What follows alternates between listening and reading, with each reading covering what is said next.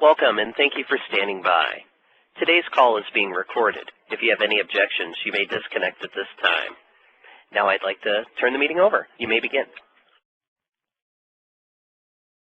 Farmland Protection Policy Act, FPPA. LE part of LESA. LE, land evaluation part of land evaluation and site assessment. LESA, as the screen shows, consists of two parts, the land evaluation and the site assessment. We're going to spend the next few moments talking about the land evaluation or the LE part of LESA. We need to talk about the system design. It's important that the system be defensible, be applied consistently from case to case, be flexible to accommodate differences among states, areas, and counties, based on existing knowledge, and the last, protects the integrity of the national land evaluation and classification systems. Soil survey addresses most of the things that we will need while developing the land evaluation part of LESA. These are some of the things that soil survey collects. The one on the screen that probably interests our discussion would be productivity. Agricultural land evaluation definition. Agricultural land evaluation is a process of rating soils of a given area and placing them into groups ranging from the best suited to the poorest suited for agricultural purposes. The agricultural land consists of cropland and pasture land, forest land, and range land. Land evaluation methods are the tools we have to develop the land evaluation or eventually results in relative value. Land capability classification is one of those tools. Soil productivity is another one. Important farmland classification, and last is soil potentials. Typically, these are used in combination with each other to determine the land evaluation and resulting relative value. This landscape depicts the 8 classes of the land classification system.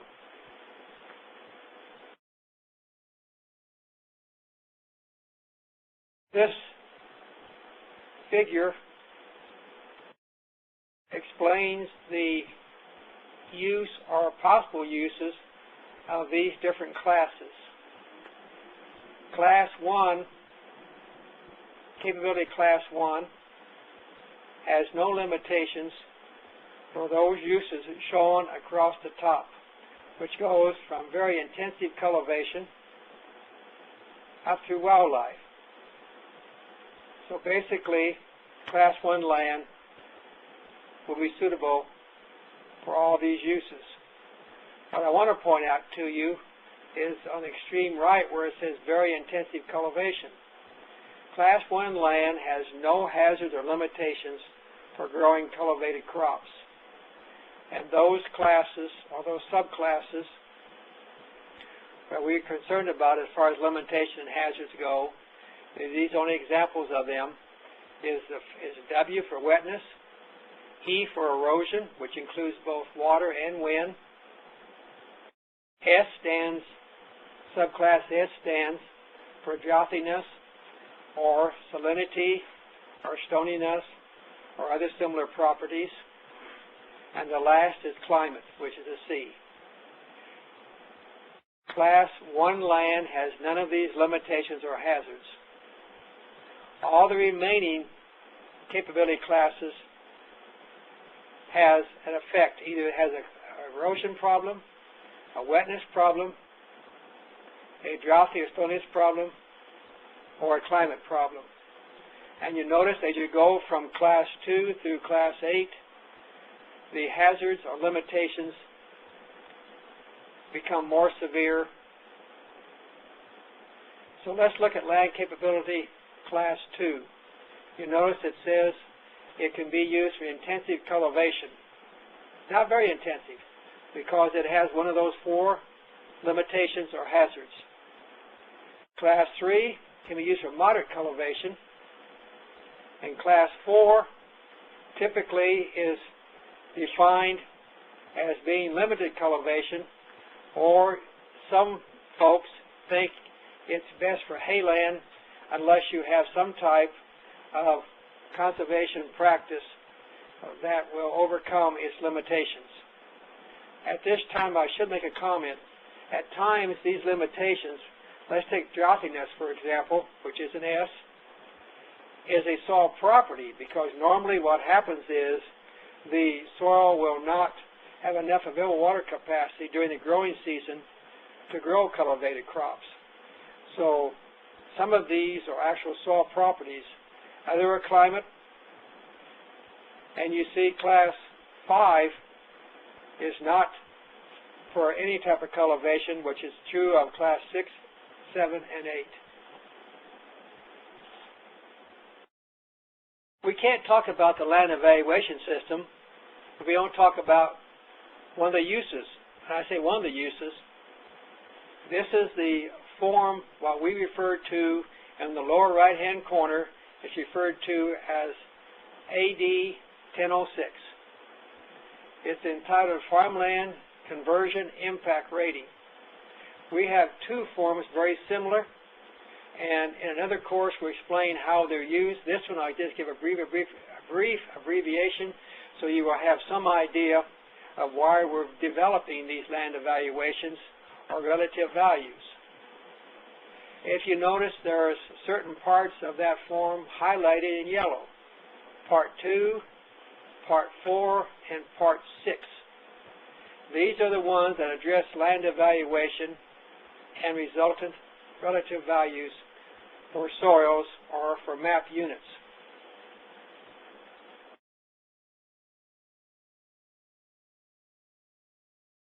The other form that we have is what we call the Form NRCS CPA 106. Now, normally these have 2 ways of expressing their use. Let me go back and talk about the 1006, the one we saw just preceding this 106. Normally we call that non-corridor or site. So the 1006 normally is used for a site or a non-corridor.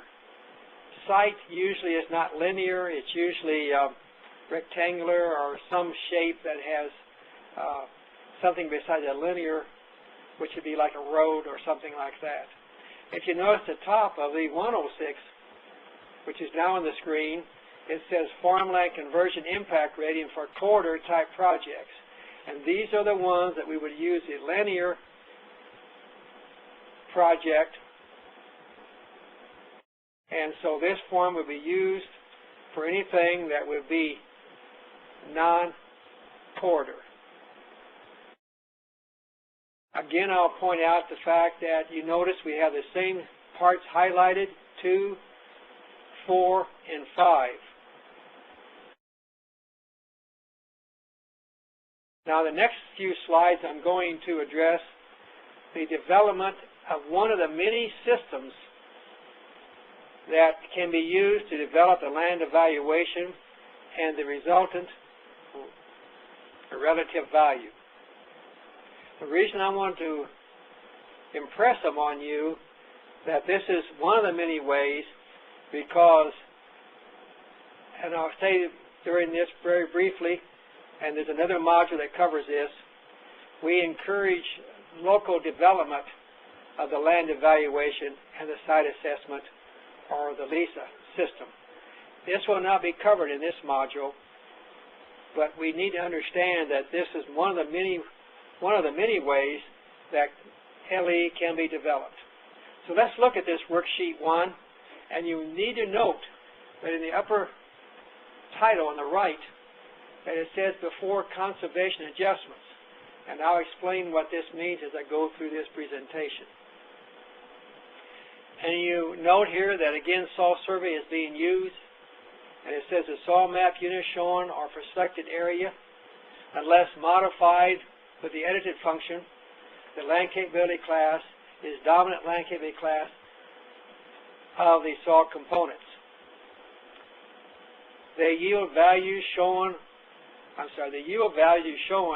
are a weighted average calculated for the soil component. A soil component is the soils that make up some of our map units. And some map units may have more than one soil component.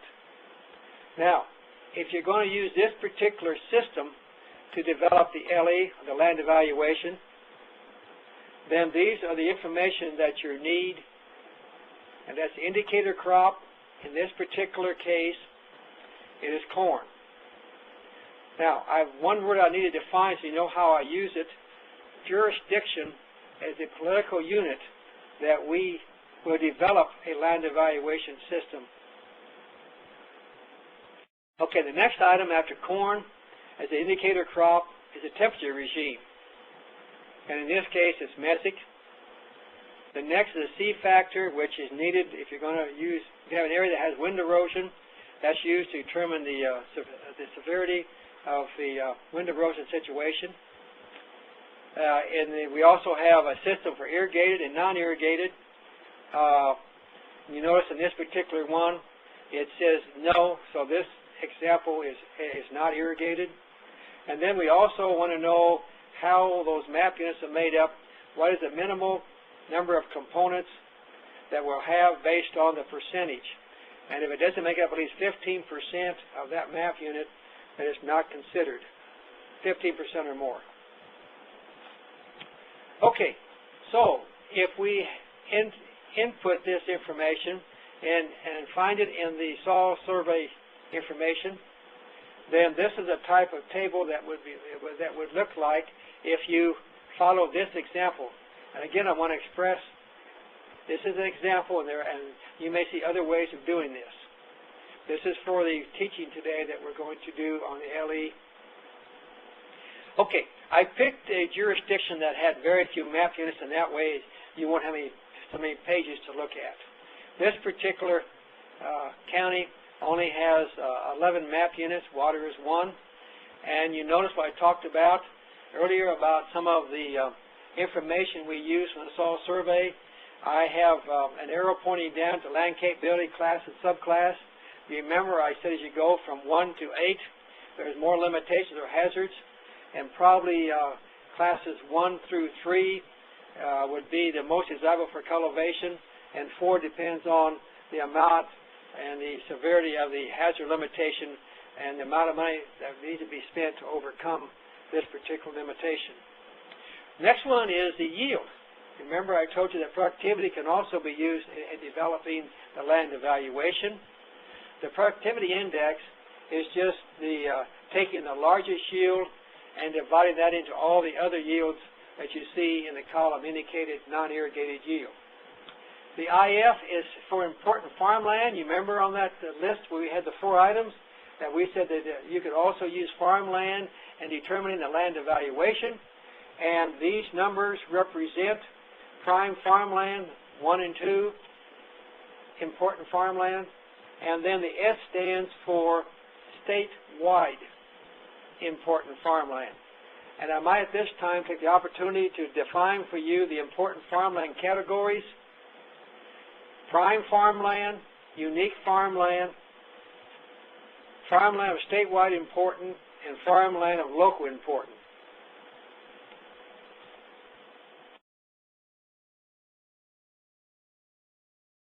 It's easier if you can rearrange these as you want to look at the data or the information we have on the screen. This is the same information as was in the preceding slide. The only thing that has been done is you notice in red in a heading, we have arrayed these by productivity index. People are curious what is the most productive soil. It's just easier if you want to know that, the least productive, if you're able to array these in the, to array these by the column you want, and so this can be done. And then some people want to know by soil because they know the soil names and they want to be able to find these quickly, or they find a soil map symbol on the soil map and they want to be able to find it. So we can also array the same information by map symbol or by soil name. Okay. Now, you remember everything we said at this point did not include any conservation adjustments. That is just taking the soil and not adjusting for the limitation, the cost of the limitation. And so what we're going to do now, we're going to take the next few slides and we're going to show how we are able to implement or add to our system here the cost of determining what it costs to overcome some of these conservation practices. Now, this example does not include all the soils. It only includes some of the soils, but the example is to demonstrate how it's done. This is entitled, this slide, Conservation Adjustments. You notice in red we're very specific. It's a conservation yield adjustment for subsurface drainage. And then in this, you can see that we have indicated the type of limitation is wetness, which stands for W. Remember I told you there was 4 of those. There's E, W, S, and C.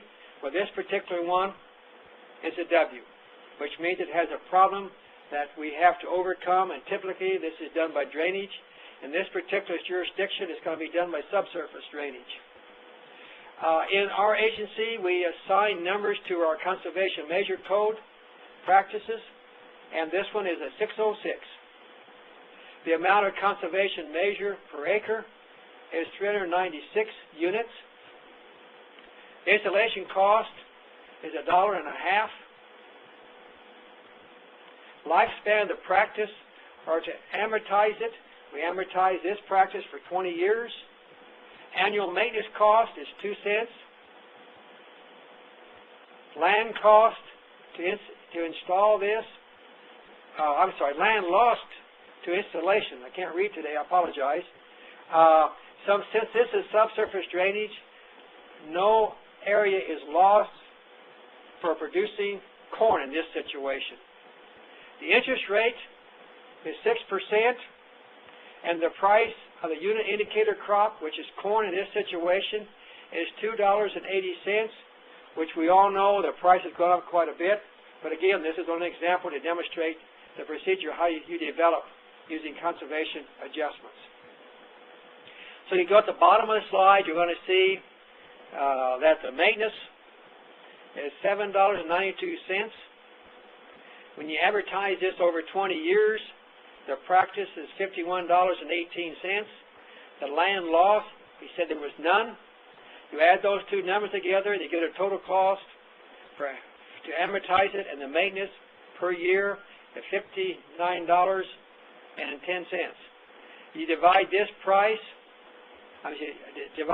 the price, and you find out it's going to take 21.11 bushels per acre to pay for this practice per year.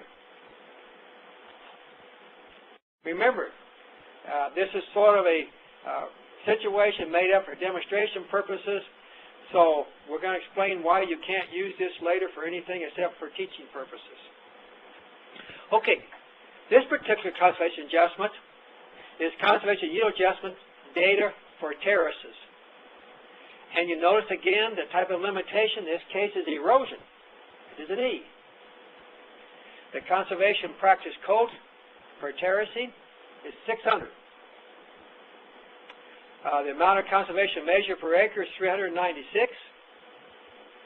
The lifespan of this particular practice is 10. Annual cost is 8 cents. Land lost is none because we're going to put the type of terrace, we can farm over the top of them. Interest rate is 6%, and again, corn is $2.80. You make the same calculations, and you come up with it being 63.45 bushel per acre to pay for this conservation practice. Now, you notice up here is Worksheet 1 again. Same worksheet, except you see it says after conservation adjustments. You notice the information is the same. We have 11 map units, and it's the same information. This is the same Worksheet 1 that you would have, except the fact you're going to see some asterisks under the non-irrigated column. For example, the first one you see is 124, which, if you remember, the cost of drainage was 21 bushel. So if you go back to look at that worksheet that before adjustments were made, it'd be 145. And that's what we did for everything that has an asterisk. We took whatever the cost of the bushels it took to pay for that conservation practice, amortized over the life of the practice, and made these adjustments. And all this, again, we just rearrayed this. In this case, it's by productivity index. You notice we have the highest in the column 100 and the lowest is 46. And we finally have zeros for the last 3 map units, or I'm sorry, for the categories.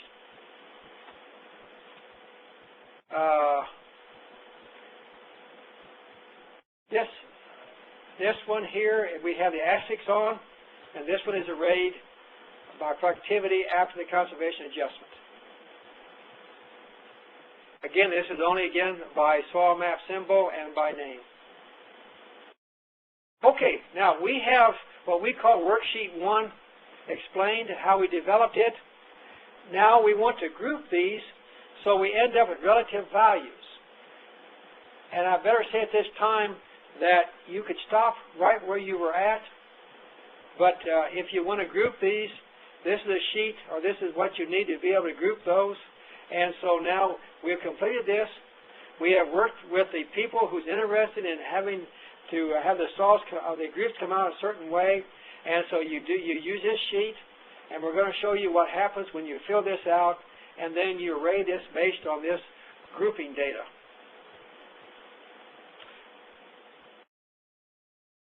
It puts it into groups, as you see on the slide here. And this is called Worksheet 2. Worksheet 2 by groups. And you notice that Group 1, oh, by the way, I forgot to tell you, also on this here,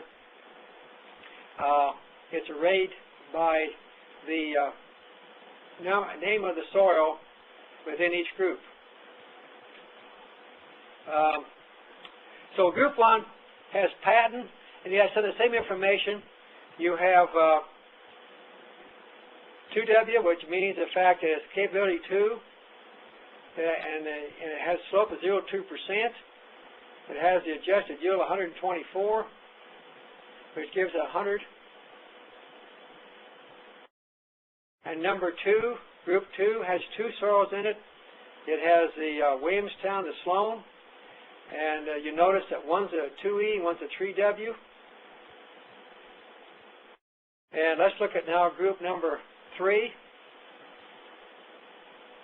Group number 3 has a 3W soil, and it's a 3W, and you notice that the yield on it's 109 bushel. Normally, if you look at these, I'll tell you what's happening here is normally the yield will go down for the group, and the conservation practice will be more intense. And if you note, the land capability class and subclass will normally become from class 1 through class 8. So Group 4 has 2 soils in it. Yeah, and you notice the yield here, just the yield is 69.68. You notice the productivity index is 56 and 55.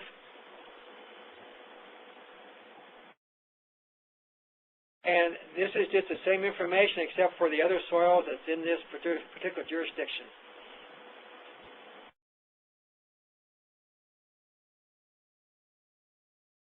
Okay. It's important that we group all soils. So you notice that group 7 has a soil that is 5W, which means it has a limitation that you cannot cultivate it. And therefore you see that it comes out with no yield. But yet if you're going to be able to do this for the jurisdiction, you have to count for all soils, and the map units would not be soils. Because group 8, you notice, is soil, ureanorthins is earthy material that's been disturbed. But you see, we've also put water in there. And again, you notice it has no yield. And as far as important farmland, it's not important farmland. Okay, this is worksheet 2. And this is where we actually combine everything into one table. And the reason I point this out is when we do the next module, or the next module that you do, may be the one that addresses filling out these two forms, the 1006 and the 106, and the information you need to complete those forms would be in this particular worksheet 2. Now, let's look at worksheet 2. You notice the left column says relative group. There's 8 of those. You saw the soils in the 8 groups. And you notice as you go across, you have the land capability class, subclass. And as I said earlier, you notice you go from 2W down to class 8. And also, if you look at the productivity, you also say very similar. The more productive soils will be usually in class 1 or 2 and possibly 3. Normally 1 and 2 is your most productive soils.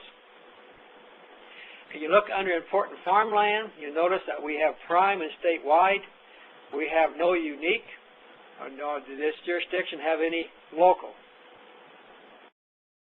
If you look at group 6, 7, and 8, it indicates that these are not important farmland. Later on, you're going to need acres to complete the 1006 and the 106. So we give you acres as well as the cumulative.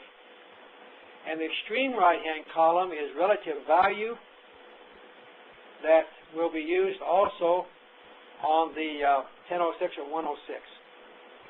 And you notice they go from 100 down to 2. Now, at the bottom, you're going to see FPPA acres. FPPA acres mean that these are the acres of the important farmland. The 4 categories I mentioned was prime, unique, statewide, and local. Well, since this county only has prime and state, that 165,833 acres represents all the soils that we would be called either prime or statewide. Farmable acres are all soils that would have a productivity index. So in this case, when you add up those categories, then you would have 166,217 acres. Now, how can you be sure that you've done this correctly? Well, one of the ways we can tell this is by looking at the last 2 lines, grouped acres and total acres. If these numbers are not the same, then somewhere there needs to be something corrected.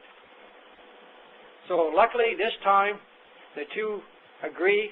So at least the procedure that we have done here to come up with the LE values and the relative values mathematically correct. Now, this is very important. This is kind of whatever we want to call it, certification or whatever term you want to call this particular paragraph. So I'm going to read this because there's lots in this. You can use a system on the web soil survey, or the website, is NRCS and other responsible for the land evaluation portion of the land evaluation site assessment system. So this information that you've looked at on the screens prior to this is used to come up with this land evaluation portion of the LESA system. The TAOS program requires significant user input and results vary based upon user knowledge and emphasis. And we're going to demonstrate that in just a little bit on some slides we'll look at later. Official NRCS land evaluation results to be used for the Farmland Protection Policy Act, FPPA, are approved by the NRCS State Conservationists and placed in the Field Office Technical Guide. Let me read that one more time. The official NRCS land evaluation results to be used in the FPPA, which is the 1006 and 106, are approved by the NRCS State Conservationists and placed in the Field Office Technical Guide, which means anyone who wants to go to our website should be able to find the LE or the relative values for a jurisdiction. Now, if you need help, you can contact either our local or state NRCS office. Okay, in summary of this part of the talk, let me show you this what I call the lead-in page for the LESA. You see it's identical to what we've had, the ones we looked at before, because it's for the same jurisdiction. Now, let's look at before conservation adjustments and after conservation adjustments. This is a reason why that these systems will differ. If you have one person who uses only the productivity and doesn't adjust for the conservation practices needed to overcome these limitations, you will have two different ratings. So let's look. Let's assume that one person wants to use the adjustments, the other person doesn't. So that's the reason why it's important to look at the system, and that way you have appreciation of how it was developed. If you look at the before conservation adjustments, Patton had 145 bushel. After adjustments, it was 124. Now, it's still the most productive you saw in the county, except the fact that it's been reduced 21 bushel to pay for the cost of that conservation practice, which is wetness. And for Patton, if you don't drain it, you won't grow corn. Okay, let's look. After this, though, before conservation practices, we had Sloan. That's before conservation practices. After conservation practices, it didn't come out to be the second best soil in the county. A soil called Williamstown Silt Loam came out to be the second best soil. And you notice before application of conservation adjustments, it was in the fourth line down, and it had a value of 76. And now when you do it with the conservation adjustments, it has an 89 productivity index. So you can decide on the method you want to use. As I told you, there probably are as many methods of developing LE as there are people who work on them. They each have a little different way of doing it. They all come up with an acceptable way if the State Conservation and the Natural Resources Conservation Service approves it, and it's in the official document we call the Field Office Technical Guide.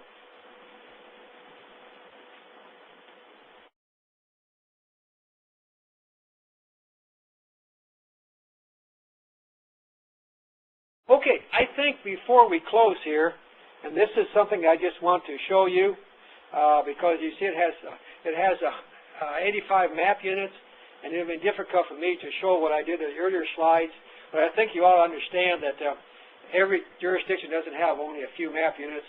They have, could be any number from up to many, over 100, I'll say it this way.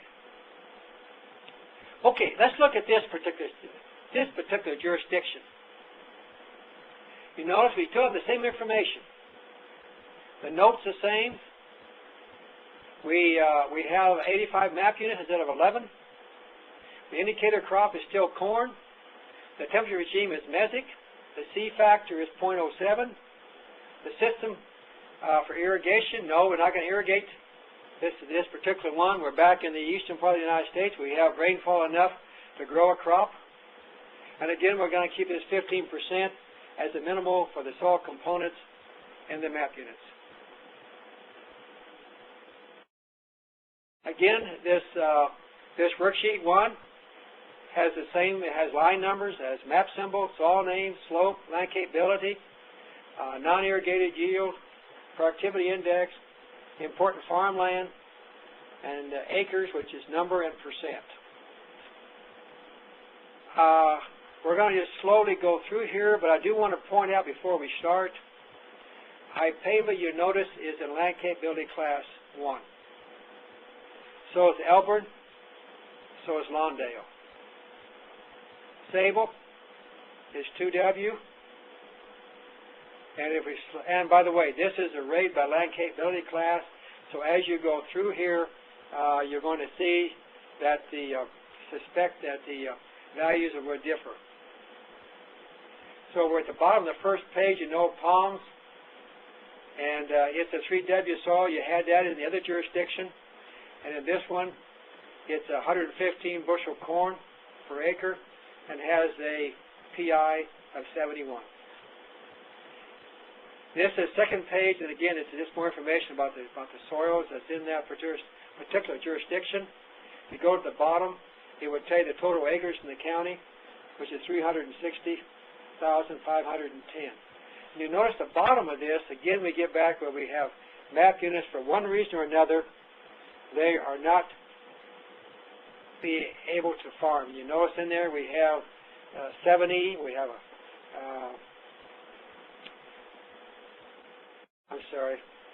we have a 4W, 4W, we have a 5W, we have 6E, we have 6S, 7E, and then we have water.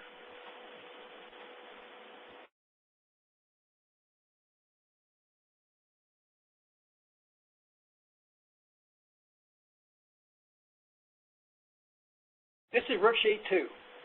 This is for the same jurisdiction we looked at worksheet 1, except the fact you see we have highlighted no conservation yield adjustments.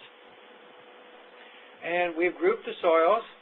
You notice group 1, I think, has 7 soils in it, 3, 6, 7, yes. And I want you to just make a little mental note of this. I want you to look that in group 1 we have land capabilities 1 and 2W and 2E. Now I want you to remember, this is before any conservation yield adjustment. I'm going to ask you to think about how group 1 is going to look after we apply the conservation yield adjustments. So if you make a mental note of this particular group, there's too many groups, I just remember all of them, but just remember group 1, and maybe group 2, we look at that next. And it only has two. Group 2 only has two, group number 2 has this number of map units in it, and it's no different than what we talked about for the first jurisdiction. The information is identical, except you just have more soils. Slowly go through this, and we can see if there's any comments we want to make. This is, again, just a group in the map units, and this is the one I said had 2 in it. You notice this particular group only has 2 soils in it. Although you had many map units, but grouping-wise, you only had 2.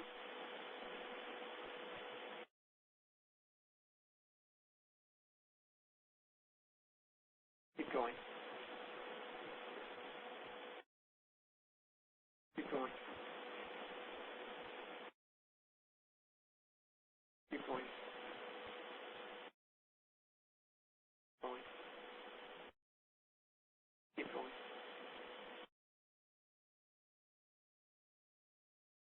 Okay, we're going to stop at group 14 and group 15. If you notice, again, these have no yields, and you notice that the land capability classes are those classes that would not be used for cultivation because of one hazard or limitation or another. And most of these are either wetness or slope. And group 15 is water. So, again, I want you to remember that before you made the adjustments, you had 15 groups. Now let's go look at the last table. This is worksheet 2, and this is the one we talked about earlier, where we take the map units and the groups and put them into the final group, and you see there's 15 groups here, and in the right column says relative value. They array from 100 down to 35, and you notice that, again, I want you to point out, you see group 1 has class 1 and 2 and subclass 2W, and you notice that we have a situation where we have soils in here that are both prime and other. And so this is important. Now, I might point out one thing. There are some soils that if you farm them, they may not be important farmland, but they're productive for one reason or another. And I might point out group 3, even though it's 3E, it before the conservation adjustment is made, it comes out with a 90 relative value. And after a conservation adjustment, I don't think it will be, will have a 90, because the conservation practice will be amortized, and we have to subtract the yield from what it is now, which in this case ranges from ranges from a productivity index of 83 to 90. Okay, let's go down and look at the bottom of the page. Again, the FPPA, this one here has 208,327 acres of, in this case, it's just prime farmland. The farmable acres here is 322,302. You notice there's quite a difference in this particular jurisdiction between important farmland, or FPPA acres, and what's actually being farmed. And again, the two numbers, well, that a person developing this looks at quickly to be sure they are the same, knowing that there's no mathematical error in this, and they are the same, so at least the mathematics are correct. Okay, again, we have this particular paragraph.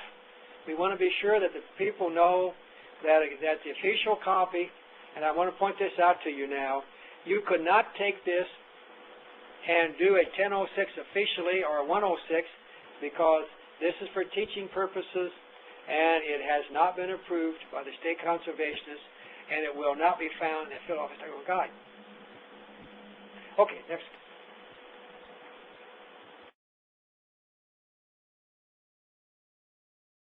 The reason I keep emphasizing this all the time, because I want to be sure that you know the fact that it's important that that's been certified and it's in the proper document, and it should be all the information should be found there that you need.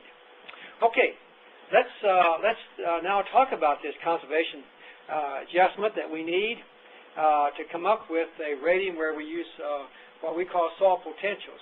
Now, if you want to know more about soil potentials, we have on the website a document called the National Soil Survey Handbook. And in there, part 621 will go into great detail how you make this calculation. So if you're interested in how it's done and the steps you'd follow, go to our National Soil Survey Handbook. It's on the web. It's under Soils. And it will explain in part 621 how to do it. Okay, again, this is no different, so I won't spend a lot of time going over this, except the fact that we'll talk about this is for drainage. And in this case, it's for sandy subsoil, that soils that are wet that have sandy subsoils. The reason this is because normally it takes a little different type of design if you're going to drain a sandy soil that where you lay the tile in sand versus those that are loamy. So anyway, we figured out here that it's going to take about 9.86 bushel of corn to pay for this conservation practice. Next.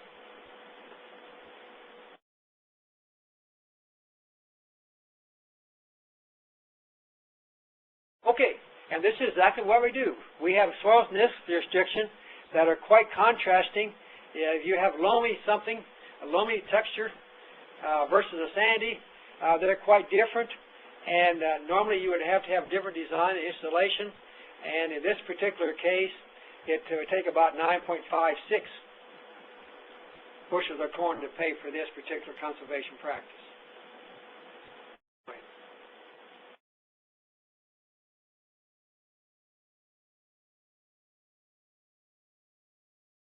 Okay, and we go back to terraces now. We talked about that 3E soil that had an index of 90. Well, when you subtract off 25 bushel or 24 bushel, I suspect it would no longer have a relative value of 90. I suspect it to be much lower. So this is the thing that we're trying to demonstrate here is you make your decision how you want to come up with your land evaluation and also how you want your relative values to array. But you as a developer, remember I said this is the reason why that the person that does this, which usually done by a committee within the jurisdiction. I guess I should emphasize that. This is done if the jurisdiction wants to own land evaluation LESA system, they are welcome to work with us and develop that particular system for their jurisdiction. Anyway, let's go to the next slide.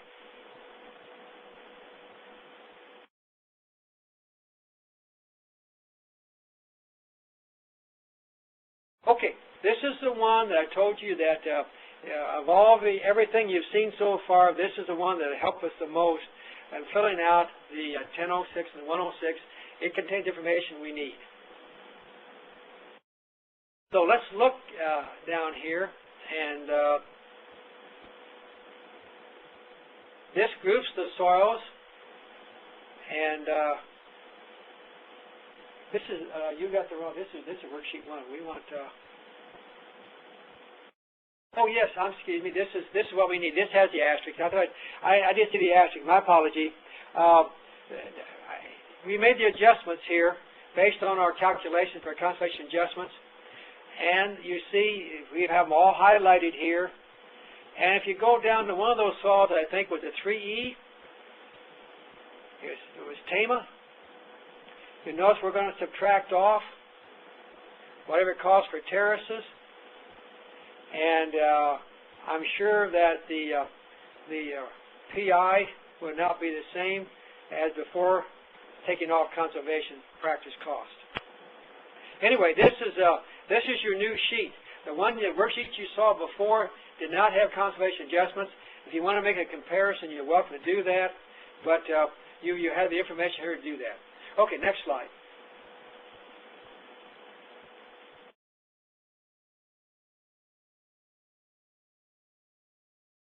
Okay, this is the groupings here.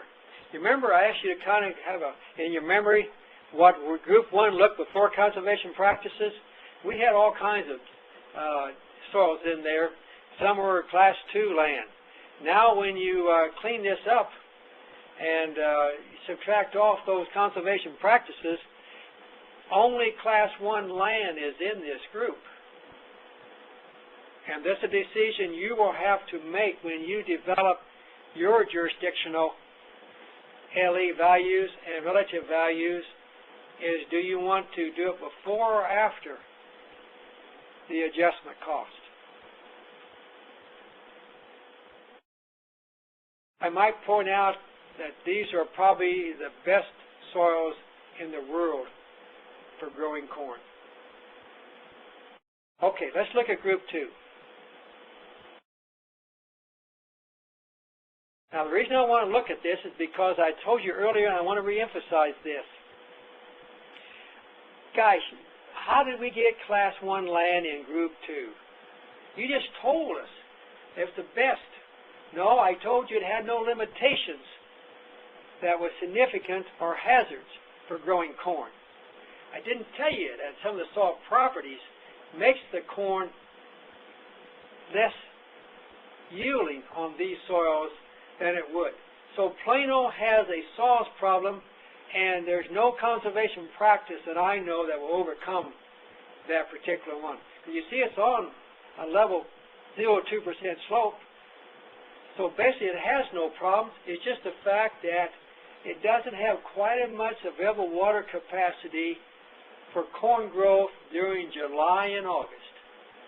And so one thing you might do, you might want to go back into our website for soil properties, and you're going to find that the available water capacity is probably a little bit less. At least it is out in the field when the corn's growing in July and August. But basically, this would be Group 2. And So we can look at these groups, but let's just go through them slowly. Maybe I'll stop and make a comment, but this is being redundant if I stop and talk about each one of those. I made a point why it's important to look at the groups, and you may want to do it more than one way to see how these soils are ranked. So go ahead and just slowly go through here and stop for just momentarily each one. If I see something, I'll comment. But most of these, when they're down at the lower capability classes, they're normally a soil property, the reason why they're grouped the way they are. If you notice these soils, now let's stop for just a moment and look at this group number 6. You notice towards the bottom it has, in the column it says S. This is Onarga. It's the second from the bottom of that group. And it's a droughty soil. It's a sandy soil, and that's by sandy I mean it has more sand than the Ipava has in it, and it just doesn't hold as much water. It's on 0.2% slope, but if you don't have the water, and this is particularly true, you got to have the water holding capacity of that soil, or it will not be Class 1 land. And that's one of the things we insist on is our Class 1 soil has a high available water capacity for growing corn. Keep going. Keep going. Keep going. Okay, let's get down to some soils that probably are not cultivated. They normally occur as a small area in a field that the farmer just goes ahead and farms with the other soils that are more productive. And that would be group 12. You notice that this is a 6S soil, Plainfield is. We don't even consider it Class 6 land as being farmed, but many times the slope isn't that bad. You can farm it because it's 1 to 7% slope. But if you understand soils, you understand that the water capacity of that soil just isn't enough to grow corn. 56 bushel isn't very much. The index is 34. But we will rate our soils that have a yield. And so we rated this, and you notice it isn't important farmland. Okay, go ahead. Okay, we're down to group 14. And you see the only thing now in group 14 is just water. So we went from 15 groups to 14 groups. And again, you look at group 13, you notice that none of those soils have yields. And again, they're mostly all soils that either have a slope problem or they're too wet to farm. Okay, let's go to that last summary, what I call summary table, worksheet, sheet 2.